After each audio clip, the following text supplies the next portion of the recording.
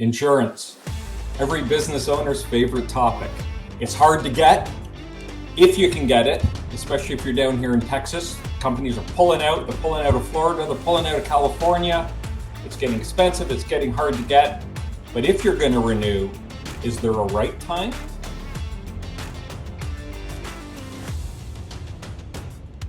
Welcome to episode 37 of the KeyHire Small Business Podcast, where we cover the issues that help owners scale their small business. I'm Corey Harlock, creator of KeyHire Solutions, where we help grow Texas small business with our talent, and I'll be your host. Our guest today is Kristy Nagel-Rogers. She's a risk advisor and sales leader and market president for Cadence Insurance, a Gallagher company. Some fun facts about Kristy. She lucked into insurance after changing her mind on aspiring to be a dentist. Good choice. She used to be a competitive weightlifter, which you'll find shocking when you see Miss Kristy. And very interesting fact, she had her first child as a single mother using donor sperm because she didn't see herself getting married. And then she met the man of her dreams, who is her now husband, when her baby was just 10 weeks old. Very cool. I've known Kristy for, I think we're touching on 2 years, and she's in my Vistage group. And I'm super happy to have her on the show with us today to talk about insurance. Matt, let's bring her on. Hi. Did I get any of that right? Yeah, it sounded good, but it did make me wonder, what does a weightlifter look like? You, in your current state, you don't look like a weightlifter. Got it. Okay, well. Is that a fair statement? You know, you think of Maybe. like weightlifters as these like big, bulky, the opposite of me. Yeah, I'm not big and bulky. There we go. There you go. That's what I meant. So you've gone through a little bit of change in your work lately. You guys went through an acquisition and you got promoted and all kinds of awesome stuff. Super proud of you. Congrats. Thanks. And today Thanks very we're much. talking about the most exciting topic on the planet, insurance renewals. It's funny that you say it's exciting, because I always try to tell young people they should get into insurance, because I think it's the greatest industry in the world. But it's funny, it's not sexy enough. They want to be influencers. They don't want to sell insurance these days. So, I think you and I fight the same battle. Like what we do is oftentimes viewed as a necessary evil, right? Something we have to do. Let's just do it, get it over. I don't want to do this, but we have to kind of deal. Yep. But it's more than that. And I know the way we do business is different. And I know the way you do business isn't that. We always like to start with a definition. So we're talking about insurance renewals today. So walk us through kind of what that is and maybe define it out for people that are listening and might want to kind of better understand what that is. Yeah, sure. So typically your insurance policy, if you buy one, is going to be written on an annual basis. So if you write it effective October 1st of 2024, then typically your renewal will come up October 1st of 2025. There are some different types of policies. You might have a 6-month term or something, but that's most of the time we're going to speak in annual terms. So there are things that you can do gearing up for that renewal that might put you in a better position moving forward. But then there's just also some little caveats that we're going to get into. But yeah, the renewal is just basically your current carrier is going to decide whether or not they're going to provide renewal terms for you. And if they're not, you're going to get a notice of non-renewal. That form has to be sent to you within a certain number of days before your renewal comes up, or legally they can't non-renew you. So depending on the type of policy that it is and the carrier and the state that you're in, those have different rules around them, but your agent should be able to guide you. But then if they are going to offer terms, then oftentimes we're seeing these days renewal increases on premiums. We're seeing higher deductibles and that sort of thing. So ideally, you're working with an independent agent and they're going out to market and getting you alternative solutions for your renewal needs. So that's is that a good definition, or do I need to go further? Oh, but I have a question now. So you talked about independent agents. So what are the options out there? You know, who is selling insurance? Got it. Okay. So the company that I work for is an independent agency. So we're technically the third largest in the world at this point. It's a pretty big group of people. But we have the ability, we work as a broker, so we have the ability to go out to various carrier partners to try to get terms for our insureds depending on their needs, and then try to bring back multiple opportunities for you to look at as a business owner and make your buying choice and help guide you through that process by explaining what things mean and that sort of thing. There are some carriers that are considered direct writers. So they don't contract with an independent agent.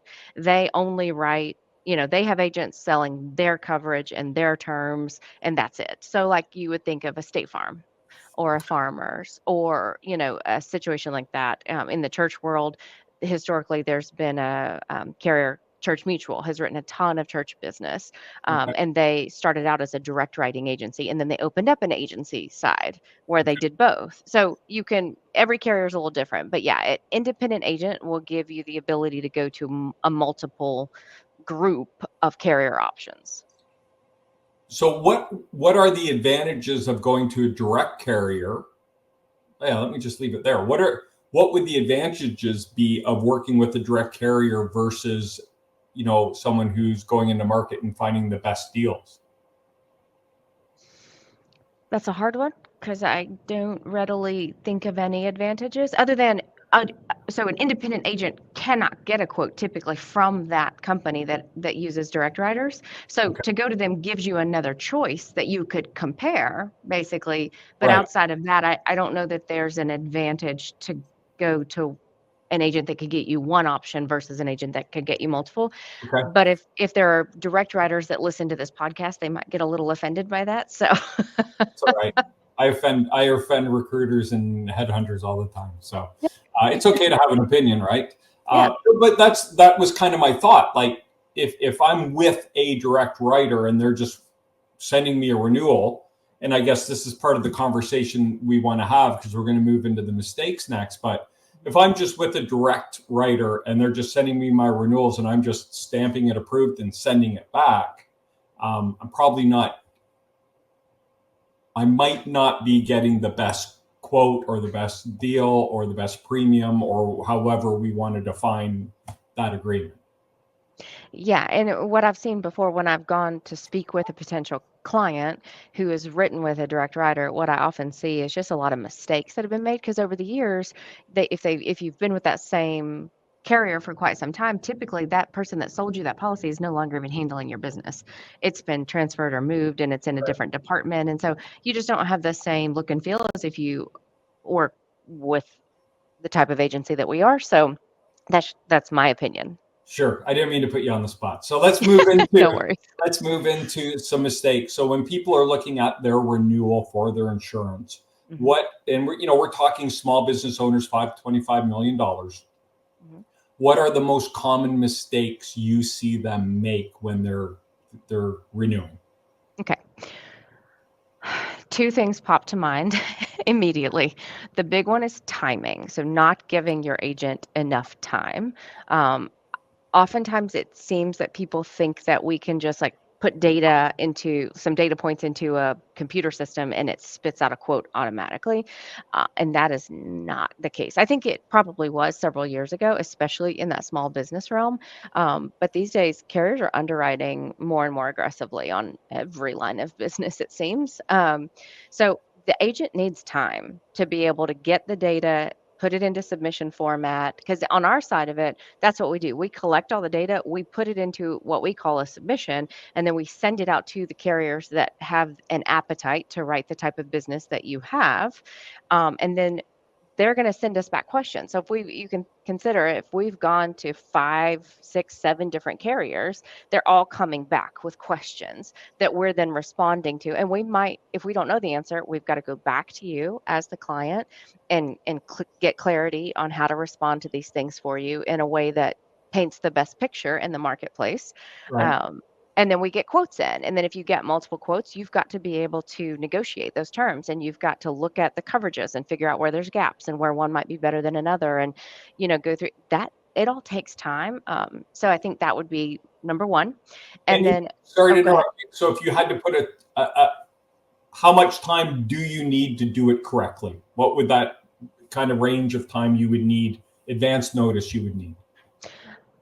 So for our process here internally in our office, we start 120 days out looking at an account and making a plan.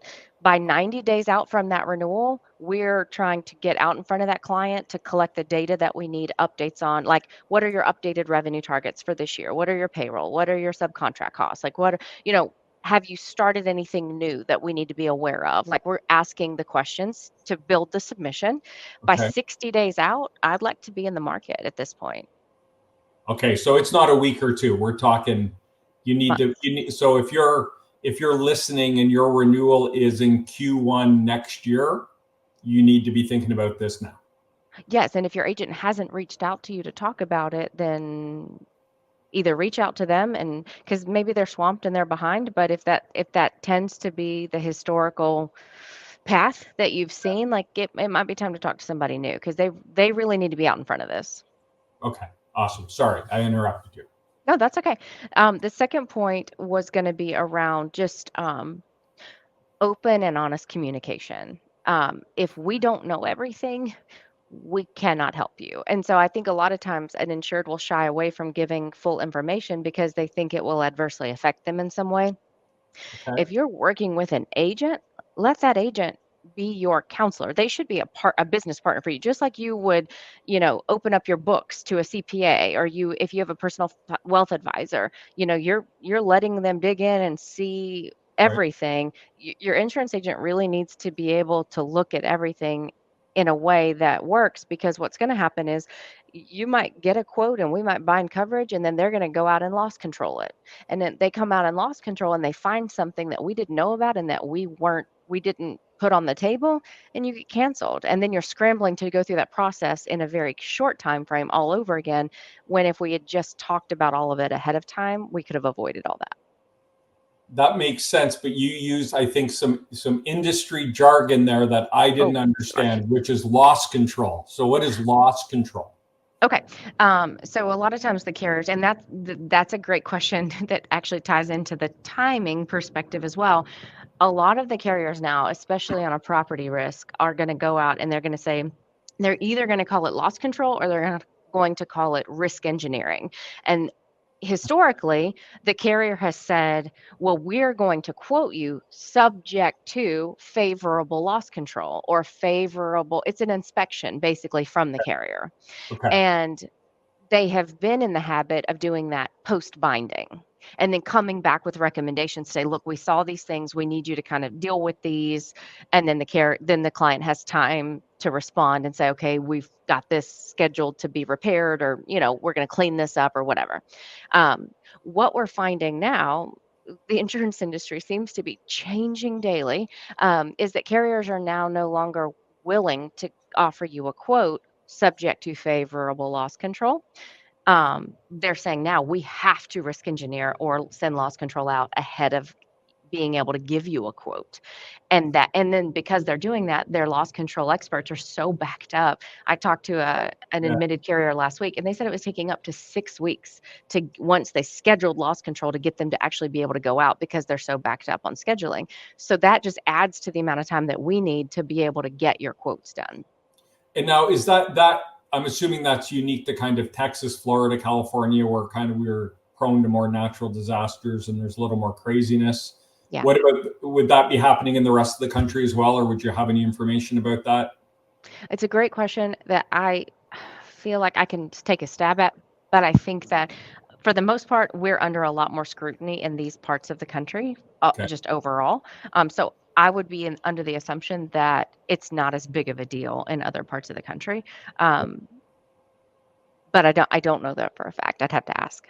So what are the most impacted states right now, that just off the top of your head, where this kind of delay is happening?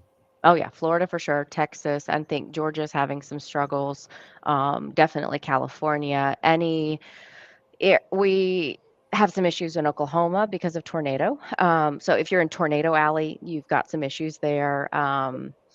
Anywhere where there's wildfire exposure, there's issues there. So, different geographies around our country have different exposure profiles, right? And so, or risk profiles. And And I just wanted to clarify because we have people listening all over the country, right? So I want to make sure they understand kind of where they are. I'm sure Asheville will be, is that in Virginia? They'll be having some challenges up there as well. I would imagine. Yeah. Probably some challenges they hadn't seen before. That's crazy. It's ridiculous what's going on. Yeah. All right. So loss control is taking a long time. And then, so you mentioned not disclosing everything. Not asking you to, I'm just asking for maybe what are some of the examples of what people think they don't need to disclose, but then when they come out and inspect could affect their rates and they think, oh, they don't need to know about that. It's not a big deal. Let's see. I'm trying to think of one of the last ones where it became a large issue. So if part of your operations, if you're working with a more vulnerable part of the population, like children or, the elderly, and you don't have the risk control or the risk management policies in force, basically to say to all of your employees, like, this is how you treat this population. This is what happens should an incident occur. This is how we report that. This is what we do. If you've not shared with us that you're providing a service in that regard, so that we haven't been able to counsel you, oh, you're going to need this risk management policy enforced. Just like if you have a big auto fleet and you don't have a fleet safety program, that's going to be a red flag for a carrier. Those are things that we can coach you on and help you. And we've got templates and can help you build that. But if we just don't know about it, then we can't help you.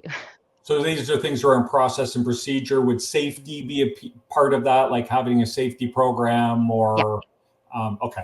All right. But I mean, I had an insured before that was wanting to throw a big celebration party for their multi-year anniversary of some sort, and they wanted to do tethered hot air balloons as a cool thing to do. And it was like, yeah, no, you can't do that. So I appreciate those insureds that come to me first and say, hey, we're thinking about doing this. What are your thoughts? Because then that either allows me to say, absolutely not, we can't do this, don't even try it. Or I can say, let me go to the carrier and find out how they would respond. Right. But yeah, that kind of just proactive, hey, I didn't think about this, but I should probably mention we're doing X. How would this affect our insurance? Those are great conversations to be having with your agent. So going back to this, these process policies and procedures in place, I'm assuming it would adversely affect if you said, do you have a safety program? And they said, oh, absolutely. Then the inspector came out and said, show me your safety binder. And they said, we don't have one of those. Yeah, that'd be a problem because then we're misrepresenting.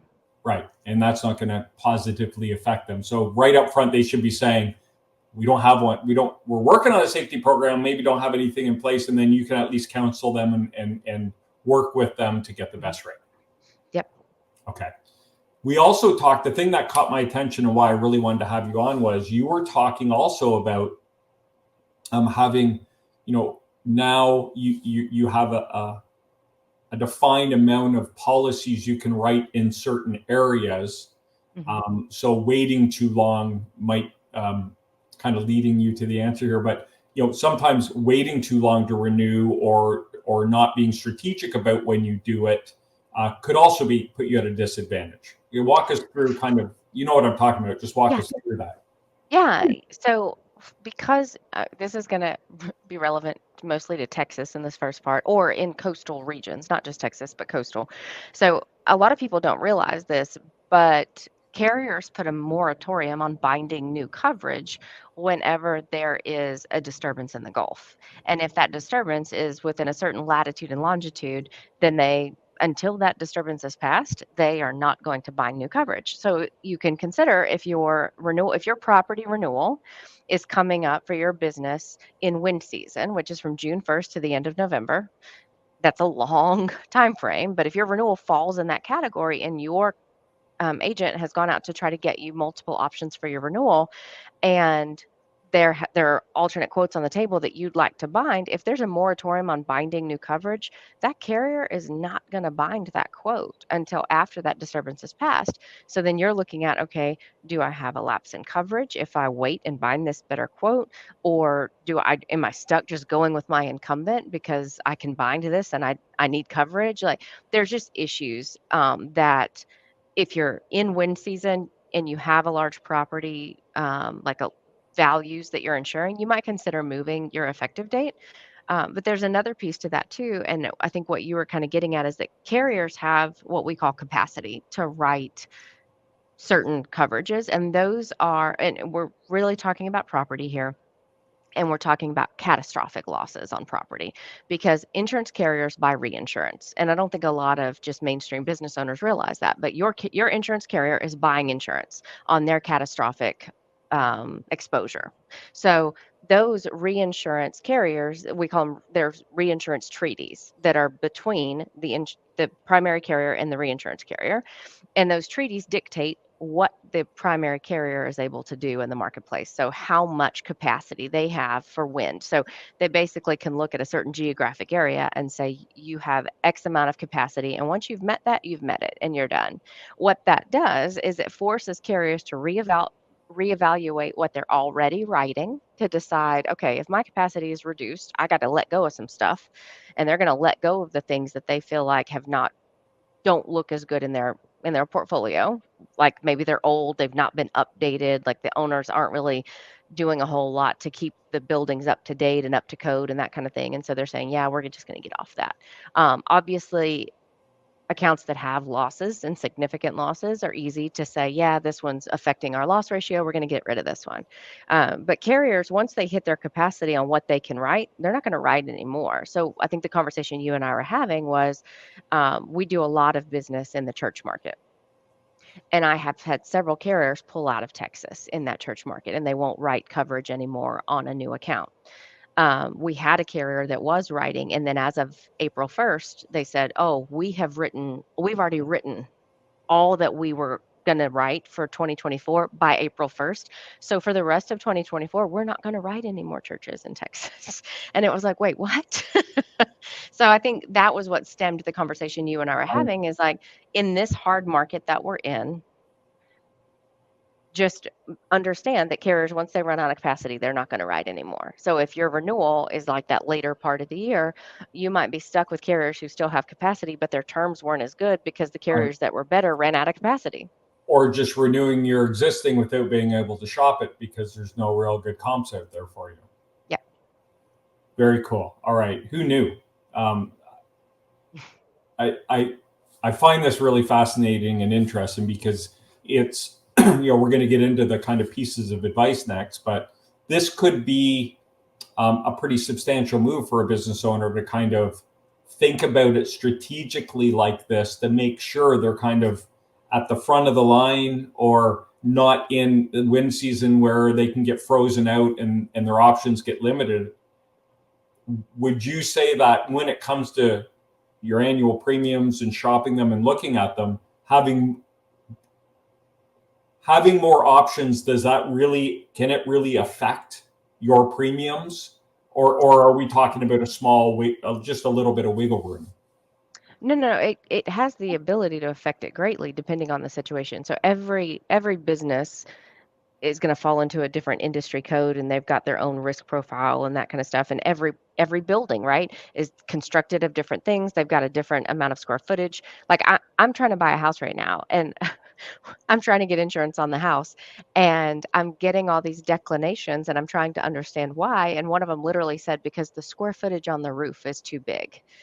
And it's a 50-year roof, and the house was built in 2019. I'm like, my roof is fine. What are we talking about here? But Right. The square footage of the roof is too big, and so this carrier won't write it. So it's just, there's so much nuance to it that what I'm saying is very general. Your specific situation, and I'm happy to talk through it with anybody who wants to talk through it and kind of come up with a strategic plan. But it's going to be, dependent upon your own factors and what you're actually doing. But having the ability to go out and get multiple comps versus one or two or whatever is available, the savings could be substantial, or is it kind of, are we talking nickels and dimes?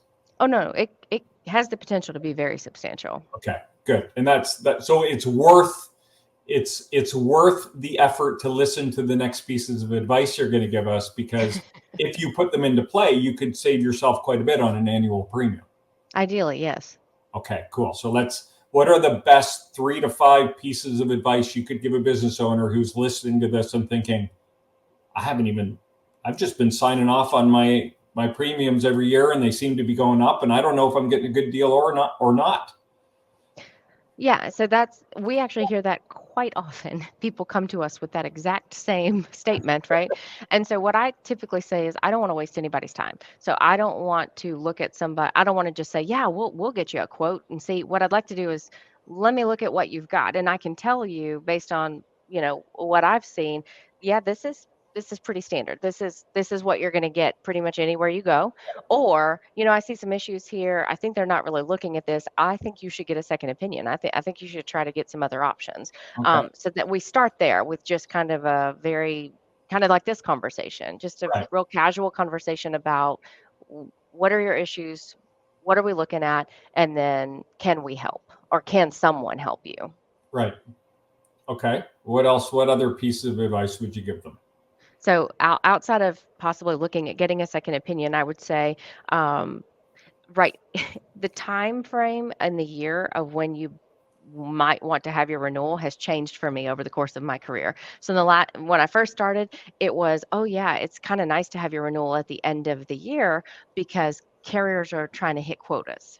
And so if Yeah. they haven't met quota yet, then that underwriter is going to be aggressive and they're going to really want to work hard on your account. And so then we get into this hard market phase and it just keeps getting harder. And it's like, oh, wait, being at the end of the year kind of sucks for you right now. So what I'm seeing is we have the most capacity and we have the most hunger in the market kind of Q1 and early Q2 for a lot of, reasons, but it's like the carriers are renegotiating those treaties a lot of times on January 1. So if new capacity, I even had a carrier today that just said, look, we're not writing anything new for through the end of 2024, but I'm hoping it opens up in 2025. So it's like, if that's the case, then a submission that I can send them today that they're going to decline, I might be able to send them middle of January and they'll say, oh yes, we'd love to write this. Right. So I think looking at the time frame of when your renewal is a good thing. Have that conversation with your agent and figure out, is there a better time? And if I'm remembering everything you've said, Q1 is ideal, but before getting it signed and sealed and delivered before June 1 is good too. If you have property, like if you have a large property exposure, you do not want your renewal during wind season. Okay. Let's say my current insurance, my renewal is due on July 1. Can I start shopping with you today and get a new policy that starts Jan 1, 2025 and cancel my current one? It depends. We always laugh and make the joke that in insurance, our favorite answer is it depends. So some carriers that you could be with might have a minimum earned premium issue where you're locked in to your premium, especially if you've got property and you've bound during wind season. That's Okay. another reason you might not want to be in wind season is your minimum earned premium where the rest of the year might only be 25% of that premium. So then if you did cancel and rewrite because you found a better opportunity, then you're only on the hook for 3 months of that premium. If you are with some carriers and you have property in its wind season, that minimum earn goes up to 80, 90, 100%. So you might be trying to switch, but you're going to pay for that minimum earned whether you stay with that carrier or not. And so you always want to look at that too. So you got to pay out the agreement before you can go to the next, almost like a penalty. Yeah, and so what I would suggest in those situations is what we try to do. And if you have a July 1 renewal, then we go in and we strategize to look at, okay, let's write it from, instead of having an annual term, we'll say, okay, can we short term this and renew it July 1, but have it expire in Q1 of next year? And then, or we try to write a long-term policy where we say, okay, let's go July 1 to January 1, and we write a long-term policy, January 1 of the following year. Yeah. Okay. So there are some workarounds here that we can do. If you can't just get out of your policy, they could work with you now to put a strategy together. So as that policy is coming to close, you can step in and take over that strategy piece. Yeah. Very cool. And if someone does want to talk to you more about this and they are thinking, man, Kristy knows her stuff, I want to talk to her about insurance and how I can do better and save some money, how can we get in touch with you? There's several ways. My phone at work is always connected to my cell phone, so it just forwards automatically. So just give me a call. I also have an email address that you can reach out to. It's Kristy_Nagel-Rogers at ajg.com. And the AJG is Arthur J. Gallagher. And then I'm on LinkedIn. I will say, though, I need a caveat. I'm not great at social media, so I do my best. But you can reach out to me there. But probably the best ways to reach me would be that phone number and or the email. Very cool. Well, thank you for that. I appreciate it. You make insurance interesting. I've enjoyed this conversation. I think it's such a cool nuance and take on insurance, right? Because I think most people think they understand what it is and what's happening and all that, but this little kind of understanding the right times and what affects your rates, I think it's really important information for people to know out there, because shit, we all need to have insurance, right? Like, and so you should get the coverage you need, but it's if you can find a deal that works for both sides, then that's even better. Yeah, and I mean, most of what we talked about today deals with property. People are probably going to start seeing their liability rates, if they haven't already, creeping up a little bit too. And so, if you want to just learn some more about this fascinating world, look up third-party litigation funding, because that will have a very big impact on everybody's liability rates as we see that continue to evolve. So, anyway, Okay. and just another cool topic. Well, Matt, if you can, we can put that in the liner notes. Third-party liability. No, third-party litigation funding. Third-party litigation funding. So we'll drop a link if we can find something in the liner notes as well, if people want to look at that. Hey, Yep. I know you are super busy, super mom, super busy, running a business over there. So I appreciate you taking time out of your busy day to chat with us today. Thanks, Corey. I appreciate it. Yeah, it was awesome. Thanks, Kristy. There you have it. Kristy Nagel-Rogers, insurance agent, manager extraordinaire. I'd like to thank you for tuning into the KeyHire Small Business Podcast. If you got value out of today's episode and want to keep up to date on our new content, make sure you leave a comment and let us know what you think of the episodes. And be sure to subscribe to the YouTube channel. If you prefer to listen to your podcast, you can find us on Apple, Spotify, whatever your favorite platform is, by searching up the KeyHire Small Business Podcast. If you'd like to learn more about working with KeyHire and how we can help your small business, you can schedule a meeting on our website. We are a help-first organization, so we guarantee no selling, no weirdness. We are just here to help if we can. Thanks for listening. I'm Corey Harlock, and until next time, stop grinding and start growing.